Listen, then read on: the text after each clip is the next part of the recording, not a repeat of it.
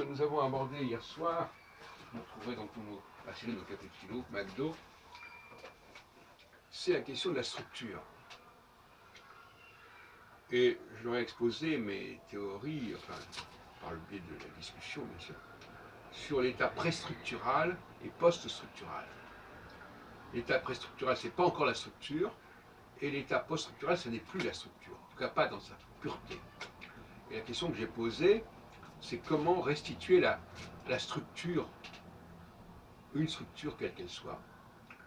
Et une solution que j'ai suggérée, c'est de noter les erreurs. Parce que la corruption, ça s'observe une corruption. C'est pas simplement de dire oui, ça a évolué. Ce que j'entends souvent, ça s'est déformé, ça s'est déstructuré, justement, littéralement. Et donc, percevoir les déstructurations, c'est permettre de revenir à la structure pure.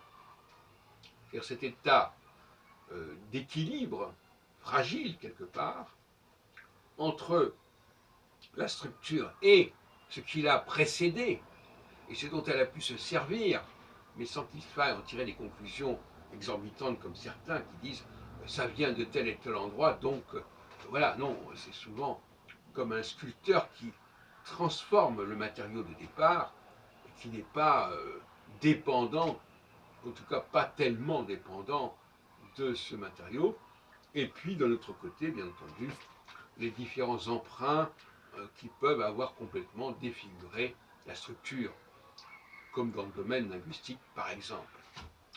Voilà, donc finalement la question, et ça c'est dans une sorte d'héritage structuraliste de Lévi-Strauss, quelque part, c'est de restituer cette structure qui n'est pas donnée par avance, qui est un héritage de ceux qui ont su extraire de la matière première, brute, une structure qui transcende cette matière première et qui crée un système, crée une systémique, et qu'il s'agit de préserver contre les attaques du futur, justement, d'ailleurs de ce que ça va devenir, de ce qu'on va en faire, et de toutes les déviances et tous les dévoiements que cette structure peut subir.